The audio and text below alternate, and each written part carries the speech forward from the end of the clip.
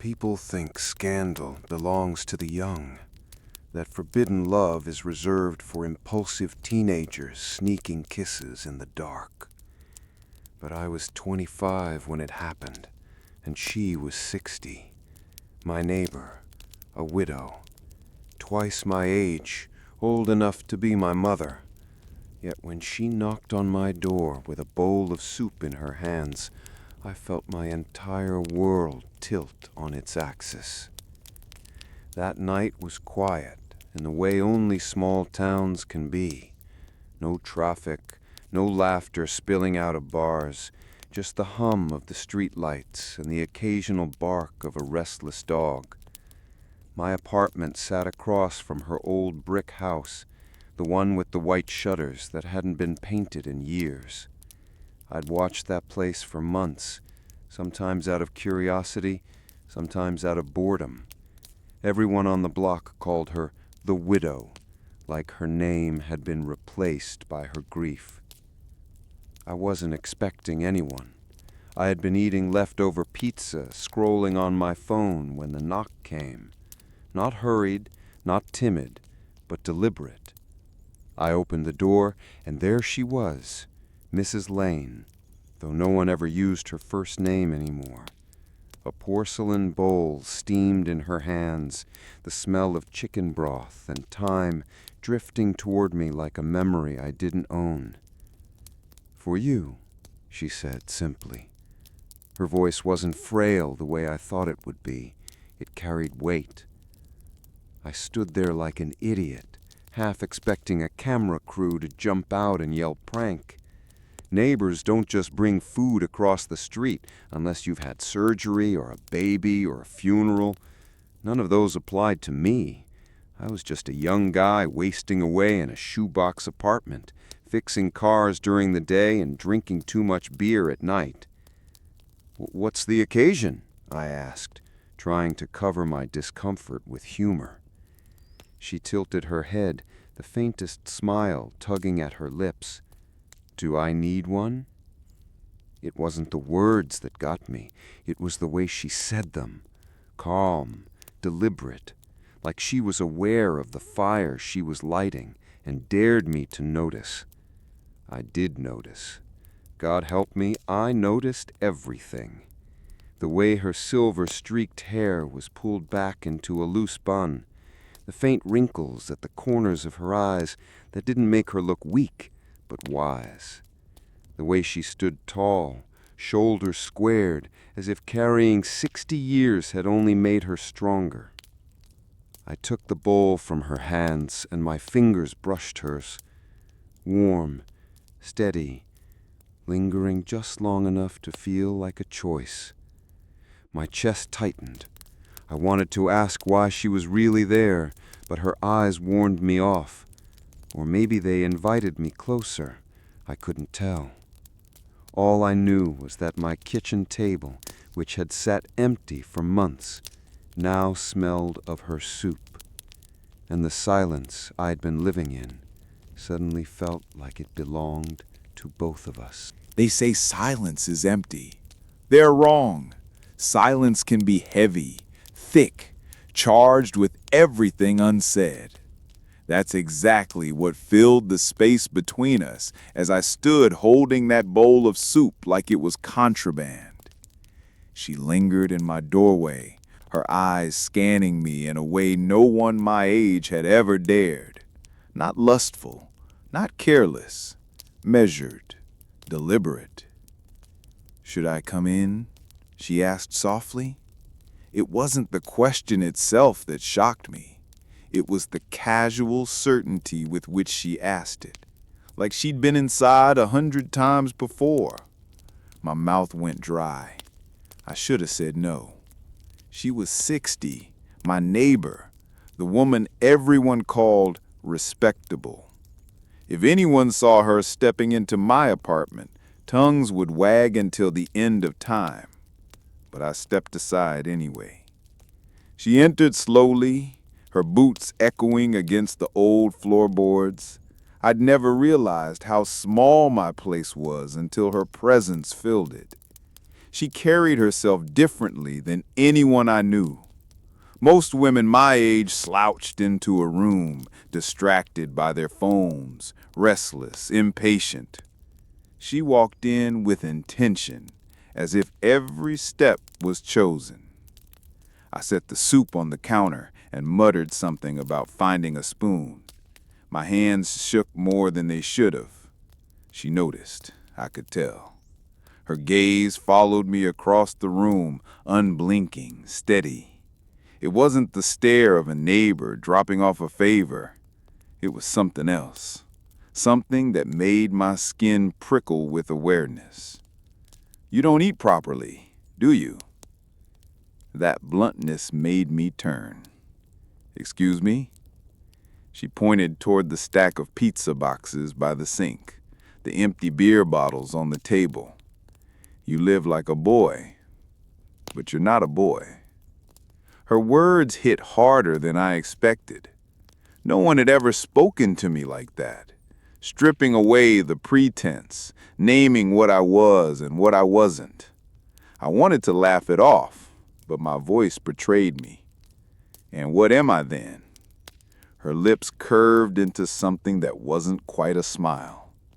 A man who doesn't know it yet. The silence that followed pressed into my chest. I should have been offended, but I wasn't. Her words landed with the weight of truth, even if I didn't want to admit it. I handed her a spoon, but she didn't take it. Instead, she brushed her fingers across the rim of the bowl, then looked at me as if she were memorizing my face. That look, it unsettled me. It wasn't the way my ex-girlfriends looked, all hunger and immediacy. It was steadier, sharper, as if she saw more than just the surface. For the first time in years, I felt seen, really seen, and that was terrifying. She finally broke the gaze, moving toward the door. Eat while it's warm. I wanted to ask her why she cared, why me out of all the neighbors deserved her attention, but the words stuck in my throat. When she left, the apartment felt colder, emptier, like her presence had taken something with it. I sat with the soup cooling on the counter, but the taste of her eyes lingered longer than any flavor could.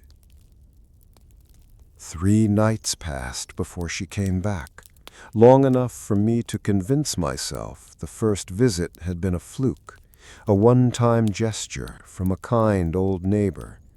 But when the knock came again, steady, deliberate, I felt my pulse jump the same way it had before. This time she carried a different bowl, thicker, creamier, mushroom maybe. The steam curled upward between us like a message in code. "You didn't die from the chicken," she said flatly, stepping past me without asking. I blinked. "That's your opener?" She placed the bowl on the counter, her movements practiced, almost ritualistic. "I thought you might like variety." Her tone was casual, but something about the way she avoided my eyes told me there was more to it. She looked around the apartment as if measuring the emptiness, her fingers brushing across the back of a chair before she sat. I joined her at the table, spoon in hand, trying not to stare. There was something magnetic about her, a pull that didn't make sense. She was twice my age, her hands lined with years I hadn't lived, her hair streaked silver where mine was still dark. Yet I couldn't shake the feeling that she carried a knowledge I craved. We ate in near silence, the only sound the clink of spoon against porcelain. Every so often I caught her watching me. Not quick glances, but long, measured studies, like she was memorizing me piece by piece. Finally, I set the spoon down. "Why are you really here?" Her head lifted slowly. For a moment I thought she'd deflect, laugh it off, but her lips pressed together instead, as if holding something back. "I was married for 38 years, she said. Her voice was calm, but there was an edge beneath it, sharp and unfinished. When my husband died, people stopped looking at me. I became invisible, a widow, nothing more." I swallowed hard, unsure what to say. She didn't give me the chance. "But when I see you—" She stopped herself, exhaled, and shook her head. "Never mind. Forget it." The air in the room thickened. My chest tightened with the weight of what she hadn't said. I leaned forward. "No, don't do that. Don't start and then leave me hanging." Her eyes flicked to mine, quick and piercing, then away again. "Some truths are heavy, too heavy for young shoulders." The word stung. Young, I hated how she said it, as if youth disqualified me from understanding. But beneath the sting was something else, an unspoken promise that there was more if I could bear it. We sat in silence until the soup cooled, untouched between us. When she finally rose to leave, she touched my shoulder lightly, just once, enough to make my skin burn where her hand had been. "Eat while it's warm," she whispered again, but this time the words carried a tremor. When the door closed, I stared at the untouched bowl. I wasn't hungry. Not for soup, anyway. The next time I saw her wasn't at my door. It was across the street, in her yard. She was bent over the rose bushes, pruning with steady, practiced hands. From where I stood, half hidden behind my curtain, she looked untouchable, like a painting that didn't belong to this time or this place. But then she straightened, turned, and caught me watching. Instead of looking away, she raised her hand in a small wave. I froze, then lifted my own awkwardly, like a kid caught staring in class. She smiled, faint but unmistakable. It was the first time I'd seen her smile without reservation. That evening, she appeared again at my door. No soup this time, just herself. "Do you drink tea?" she asked. I nodded. Minutes later, we sat at my small kitchen table, steam curling from 2 chipped mugs. Her presence felt different tonight, less formal, more fragile, maybe. She traced the rim of her cup with one finger before speaking. "My husband loved roses," she said, finally. "Every year he planted more, said he wanted me surrounded by them when he was gone." Her words landed heavy between us. I wasn't sure whether to respond or keep quiet. She filled the silence herself. "He was a good man, steady, dependable. But sometimes—" She stopped, her gaze drifting toward the window. "Sometimes even good men carry secrets." I leaned forward, pulse quickening. "What do you mean?" Her eyes flicked back to mine, sharp, almost warning. "It doesn't matter now. He's gone." But it did matter. I could hear it in the way her voice cracked on the last word. I wanted to press, to demand she tell me what she meant. Instead, I asked gently, "Do you miss him?" She hesitated. "Yes and no." The honesty startled me. Most widows, I imagined, would have said yes without pause. But she looked at me as if daring me to judge her. She took a slow sip of tea, then added, "When someone dies, you don't just miss the person, you miss the version of yourself you were with them. The rituals, the daily things. That's what lingers." I swallowed, throat tight. I thought of my own quiet life, the pizza boxes, the silence, the routines that no one else saw. The idea of being remembered through those small things felt unbearable and beautiful at once. Her gaze softened as if she could read my thoughts.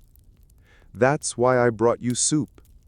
Sometimes sharing something ordinary is the only way to fight the silence.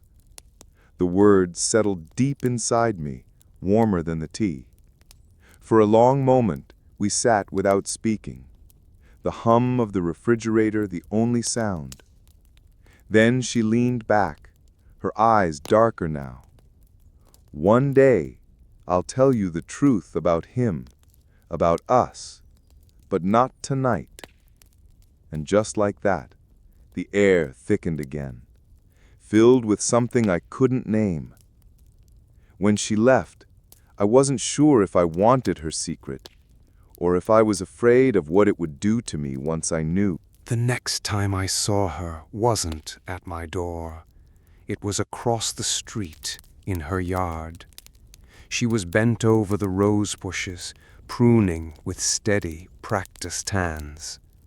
From where I stood, half hidden behind my curtain, she looked untouchable, like a painting that didn't belong to this time or this place. But then she straightened, turned, and caught me watching. Instead of looking away, she raised her hand in a small wave.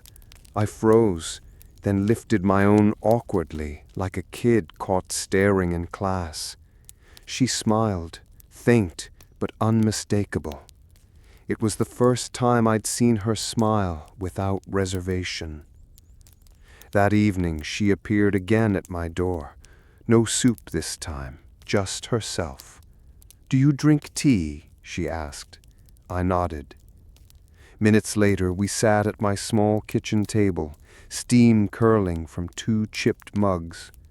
Her presence felt different tonight, less formal, more fragile, maybe. She traced the rim of her cup with one finger before speaking.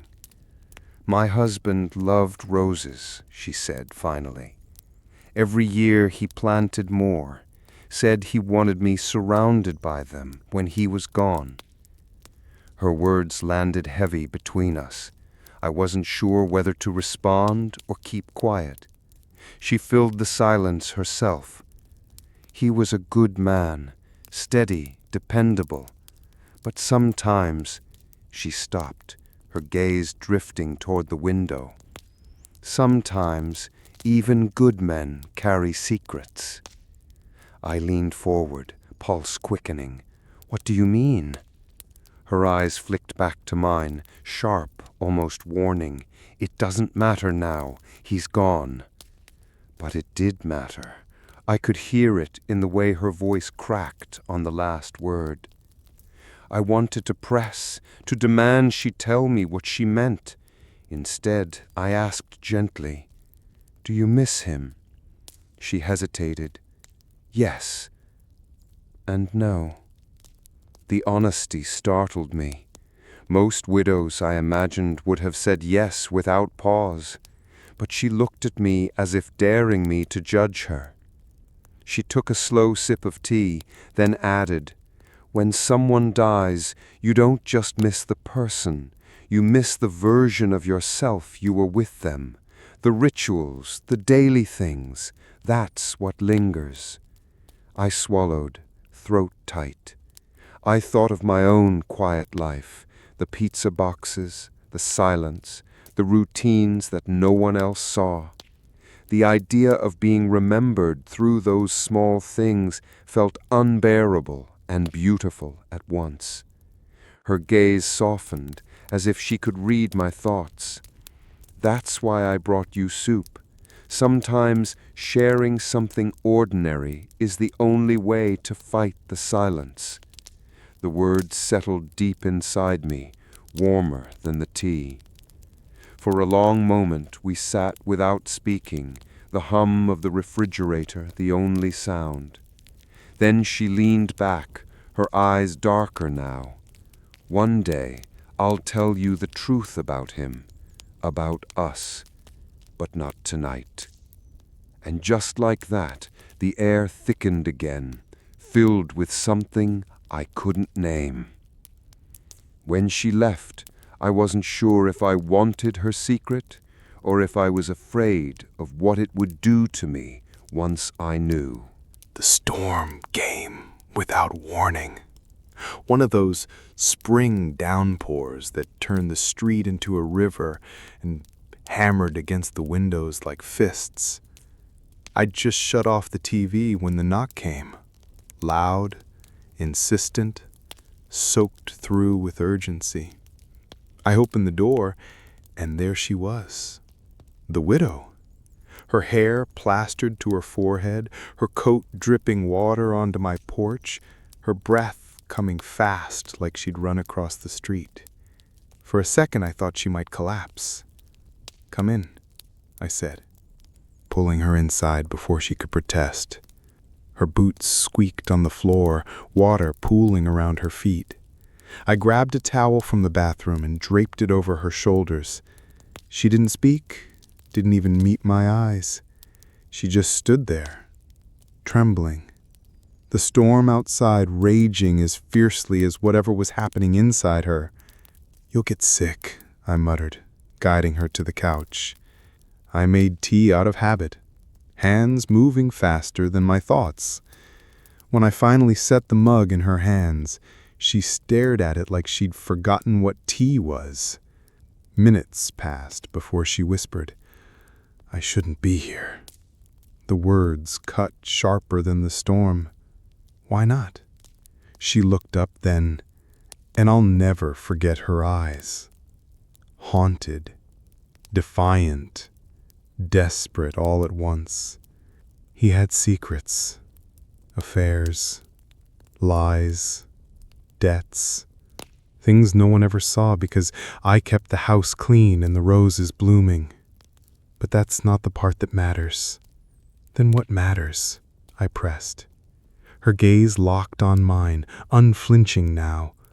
What matters is that I kept a secret too, one that I've carried for years, one that involved you. The words landed like a slap. I stared at her, stunned. Me? I was just a kid when he was alive. "I know," she whispered, voice breaking. "That's why I never said anything. But every time I saw you, every time you walked past my porch, I felt it pulling at me. And I hated myself for it. Because you weren't supposed to be part of my story, but you are." The room spun. The storm roared louder, but I barely heard it over the pounding of my heart. I wanted to ask her what exactly she meant, but the truth was already there, glinting in the spaces between her words. She set the mug down with trembling hands and stood. For a moment, I thought she'd bolt back into the rain. Instead, she stepped closer. Close enough for me to smell the damp wool of her coat and the faint trace of lavender underneath. "You wanted the truth," she said, her voice steady now, almost defiant. "Well, here it is.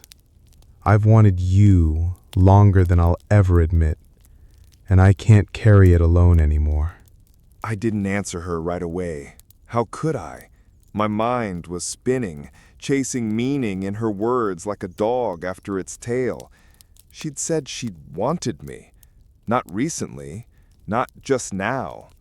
For years. I should have been disgusted, maybe even angry. A 60-year-old widow confessing feelings for a man young enough to be her son. That was the kind of thing small towns tore apart with whispers. But as she stood there, damp coat clinging to her body, eyes blazing with truth, I didn't feel disgust. I felt something worse. I felt curiosity. "What are you saying?" My voice came out hoarse, raw. Her jaw tightened. "That I've watched you grow into the man you are. that I fought every day against the temptation to see you as more than a neighbor, and that I've lost that fight. I raked a hand through my hair, pacing the room like a caged animal.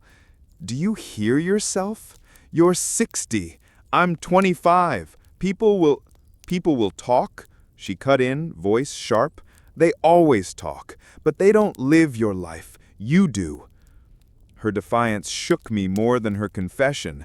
I expected shame, apologies, some attempt to soften the blow. But no, she was standing her ground, daring me to confront the truth she had carried alone. I stopped pacing and faced her. Why now? Why tonight?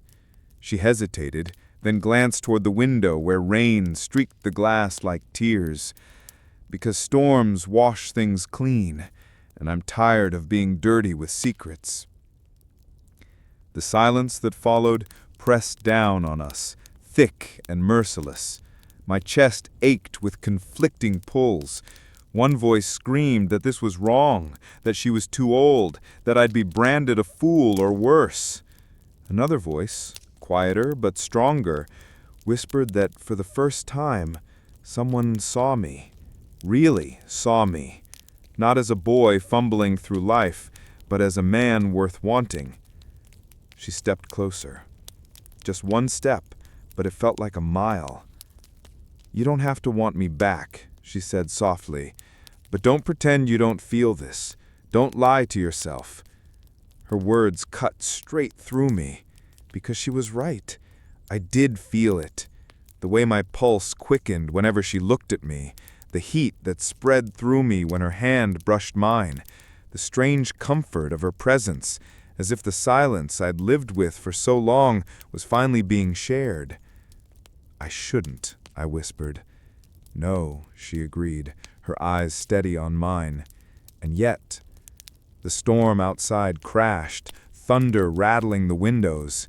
Inside, the air between us hummed with something darker, heavier than rain. I turned away, gripping the back of a chair to steady myself. This is madness. Her voice came from behind me, low and certain. Maybe madness is the only honest thing left.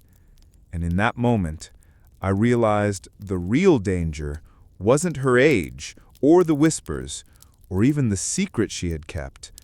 The real danger was how much I wanted her to. The storm had eased by morning, but inside me it hadn't. I hadn't slept. Every time I closed my eyes, I saw her face, those lines carved by time, her silver hair damp against her forehead, and the fire in her eyes when she told me the truth. I wanted to hate her for it, wanted to shove the secret back into her chest and slam the door. But hate is clean, and nothing about this felt clean. It was messy, tangled, pulling me in two directions at once. By late afternoon, she was back. No bowl of soup this time, no excuse. Just her, standing at my door like she belonged there. "You didn't eat?" she said simply, her eyes flicking to the untouched bowl from the night before, still sitting on the counter. I couldn't, I admitted. Her gaze softened, but her voice stayed firm. "Then let me feed you another way." I didn't know what she meant until she stepped past me, her hand brushing against my arm. Just a graze, light as breath, but enough to send heat crawling up my skin. My throat went dry. "Don't," I whispered, though my body betrayed me by leaning closer. "Why not?" she asked. Her tone wasn't playful. It was sharp, demanding, like she wanted me to give a reason I didn't have. "Because," I struggled, "because you're 60, because I'm 25, because it's wrong." Her hand moved again, this time deliberately, fingertips trailing down my forearm. Wrong, she repeated softly, or forbidden. I froze. The words settled in the air like smoke, curling around us, impossible to wave away. Forbidden. That was exactly what it was, and that was exactly why I couldn't move. Her hand lingered on my wrist, warm, steady, grounding me in a way that terrified me. I looked down and saw her hand, lined, veined, evidence of years lived, resting against mine. And for the first time, I didn't see age. I saw power. "You're trembling," she whispered. "So are you," I shot back. Her lips curved, not quite a smile, not quite a confession, just truth. Maybe that means we're both still alive. The silence thickened again, charged, humming. My heart hammered against my ribs, begging me to step back, to break the spell. But instead, my fingers twitched, just slightly, until they brushed hers. A choice. The air shifted. Not fireworks, not thunder. Something quieter, more dangerous, like a door cracking open after years of being locked. She didn't push further, didn't kiss me, didn't demand more. She simply let our hands rest there, side by side, skin against skin, until the world outside seemed to vanish. And in that fragile contact, I understood. The forbidden isn't frightening because it's wrong. It's frightening because it feels so right. I don't know how long we sat like that, our hands barely touching, the air between us vibrating with everything neither of us dared to say. It could have been seconds. It could have been hours. All I know is that when she finally pulled her hand back, the absence felt violent, like someone had ripped the ground from under me. She stood, pacing my small kitchen like a caged animal, her fingers knotting in her hair. "This is madness," she whispered, almost to herself. "Then stop coming here," I said, though my voice cracked. Her eyes snapped to mine. "You don't want me to stop." I opened my mouth to deny it, but the lie dried on my tongue. She was right. God help me. She was right. I wanted her here, wanted her soup, her silences, her eyes that cut through me like glass. I wanted her truth, even if it ruined me. She leaned against the counter, her chest rising and falling as if each breath hurt. "Do you think I don't know what they'll say? A 60-year-old widow and a 25-year-old man? They'll crucify me. Not you, me. I'll be the one branded desperate, shameless, disgusting." Her voice cracked on the last word, but her gaze never wavered. I stood slowly, closing the space between us. Our faces were inches apart now, our breaths mingling, the weight of silence collapsing around us. "Say it," I whispered. Her lips trembled. "I want you." And there it was, the confession, the breaking of the silence that had held us both prisoner. I didn't kiss her, not yet, but when her forehead rested against mine, when her fingers curled around my wrist, I knew the kiss was coming. It wasn't a question of if anymore. It was when. The next evening, she knocked again. This time there was no storm, no trembling confession hanging half-buried in the air. Just her, standing at my door with a bowl of soup in her hands, the steam rising between us like a ritual. For a moment we both froze, because we knew this wasn't just soup anymore. It was an offering, a promise, a reminder of everything we'd said and everything we hadn't. "Should I come in?" she asked, her tone softer than before. "You don't have to ask," I said, stepping aside. She set the bowl on my table, but neither of us moved toward it. We stood close, too close, the kind of close that dared the world to judge us. I could already imagine the whispers if anyone saw us together, the widow and the boy, the scandal across the street. But right then, I didn't care. Neither did she. We sat, not opposite, but side by side, shoulders brushing. The soup sat untouched, its steam curling upward as if filling the silence for us. For a moment, she reached for her spoon first, her hand trembling slightly. "This isn't about food anymore," she murmured. I smiled faintly. It never was.